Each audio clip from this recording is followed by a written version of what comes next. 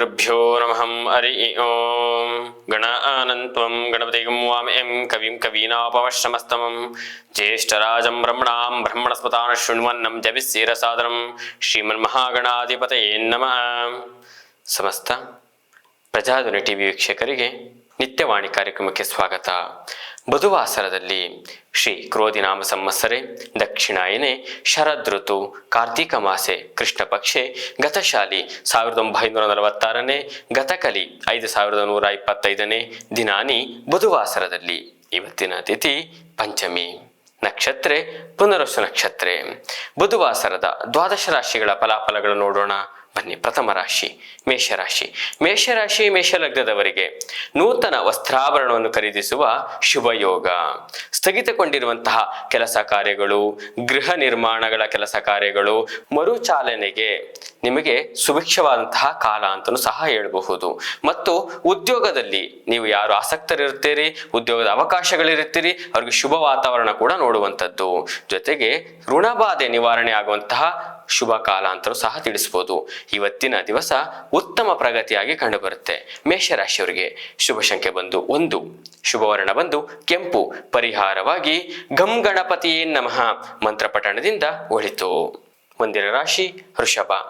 ವೃಷಭ ರಾಶಿಯವರಿಗೆ ದೈಹಿಕ ಆರೋಗ್ಯ ಮತ್ತೆ ಅನಾರೋಗ್ಯದಿಂದ ಆರೋಗ್ಯದ ಕಡೆ ಬರುವಂತ ಶುಭ ದಿವಸವಾಗಿರುತ್ತೆ. ವೃತ್ತಿ ಮತ್ತು ಉದ್ಯೋಗದಲ್ಲಿ ಹೆಚ್ಚಿನ ಜವಾಬ್ದಾರಿ ಕೂಡ ನಿಮಗೆ ಉಂಟಾಗುವಂಥದ್ದು. ಜವಾಬ್ದಾರಿ ಜೊತೆಗೆ ಒಂದಿಷ್ಟು ಕಿರಿಕಿರಿ ಉಂಟಾಗುವ ಸಾಧ್ಯತೆಗಳಿರುತ್ತೆ. ಕೌಟುಂಬಿಕ ಸಮಸ್ಯೆಗಳು ಒಂದಿಷ್ಟು ಉಲ್ಬಣ ಆದ್ರೂ ಅದು ಮಧ್ಯಾಹ್ನದ ಅರ್ಧ ಭಾಗದಲ್ಲಿ ಸಂಭಾವನೆ ಆಗಿಂತಂಥದ್ದು.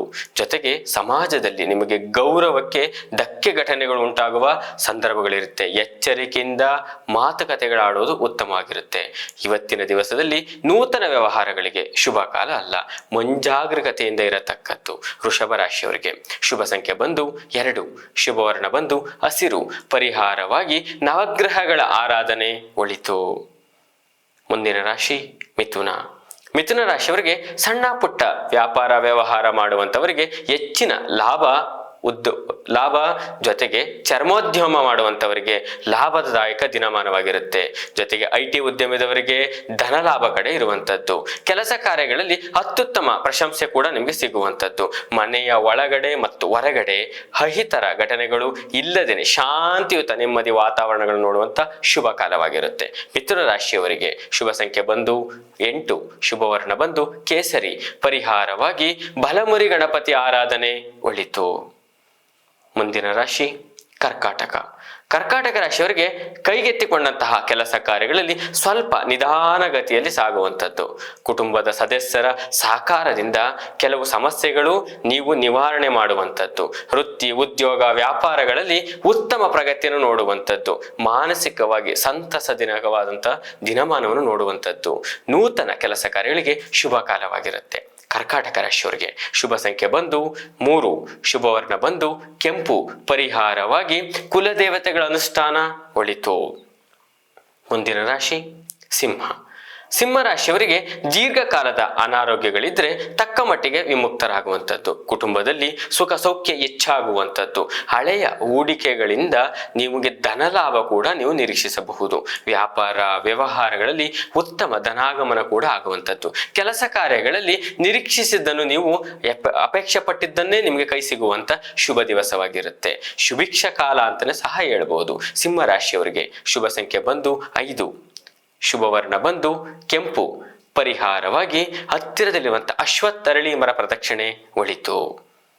ಮುಂದಿನ ರಾಶಿ ಕನ್ಯಾ. ಕನ್ಯಾ ರಾಶಿಯವರಿಗೆ ವೃತ್ತಿ ಮತ್ತು ಉದ್ಯೋಗದಲ್ಲಿ ಮೇಲಧಿಕಾರಿಗಳೊಂದಿಗೆ ಭಿನ್ನಾಭಿಪ್ರಾಯಗಳು ಉಂಟಾಗುವ ಸಾಧ್ಯತೆಗಳಿರುತ್ತೆ. ಕೆಲಸ ಕಾರ್ಯಗಳಲ್ಲಿ ಸ್ವಲ್ಪ ಗೊಂದಲ ಕಾಡುವಂತ ಸಂಭವಗಳಿರುತ್ತೆ. ಸ್ತ್ರೀಯರೊಂದಿಗೆ ವ್ಯವಹರಿಸುವಾಗ ಹೆಚ್ಚಿನ ಜಾಗರೂಕತೆ ವಹಿಸತಕ್ಕದ್ದು. ಪಾಲುದಾರಿಕೆ ವ್ಯವಹಾರಗಳಲ್ಲಿ ಅತ್ಯಂತ ಮುನ್ನೆಚ್ಚರಿಕೆಯಿಂದ ಇರತಕ್ಕದ್ದು. ಕನ್ಯಾ ರಾಶಿಯವರಿಗೆ ಶುಭ ಸಂಖ್ಯೆ ಬಂದು 6, ಶುಭವರ್ಣ ಬಂದು ನೀಲಿ. ಪರಿಹಾರವಾಗಿ ಕುಲದೇವತೆಗಳ ಅನುಷ್ಠಾನ ಒಳಿತು. ಮುಂದಿನ ರಾಶಿ ತುಲಾ. ತುಲಾರಾಶಿಯವರಿಗೆ ಸಂಗಾತಿಯೊಂದಿಗೆ ಇದ್ದಂತಹ ಒಂದಿಷ್ಟು ಮನಸ್ತಾಪಗಳು ದೂರವಾಗಿ ಉತ್ತಮ ಸಾಮರಸ್ಯ ಉಂಟಾಗುವಂಥದ್ದು, ಹಳೆಯ ಸಾಲದಿಂದ ತಕ್ಕ ಮಟ್ಟಿಗೆ ವಿಮುಕ್ತರಾಗುವಂಥದ್ದು, ಆಚೆ ನಿಮಗೆ ಯಾವುದೇ ಒತ್ತಡಗಳಿಂದ ಆಚೆ ಬರುವಂಥದ್ದು. ಆದರೆ ಇವತ್ತಿನ ನೂತನ ಕೆಲಸಗಳಿಗೆ, ಮಧ್ಯವರ್ತಿ ಕೆಲಸಗಳಿಗೆ, ಭೂ ವ್ಯವಹಾರದವರಿಗೆ, ಕೃಷಿಕರಿಗೆ ಮಧ್ಯಮ ಲಾಭ ಕೂಡ ಕಂಡುಬರುತ್ತೆ. ಆಗ ಎಚ್ಚರಿಕೆಯಿಂದ ಇರತಕ್ಕ. ತುಲಾರಾಶಿಯವರಿಗೆ ಶುಭ ಸಂಖ್ಯೆ ಬಂದು 1, ಶುಭವರ್ಣ ಬಂದು ಕೆಂಪು, ಪರಿಹಾರವಾಗಿ ಕುಲದೇವತೆಗಳ ಅನುಷ್ಠಾನ ಒಳಿತು. ಮುಂದಿನ ರಾಶಿ ವೃಶ್ಚಿಕ.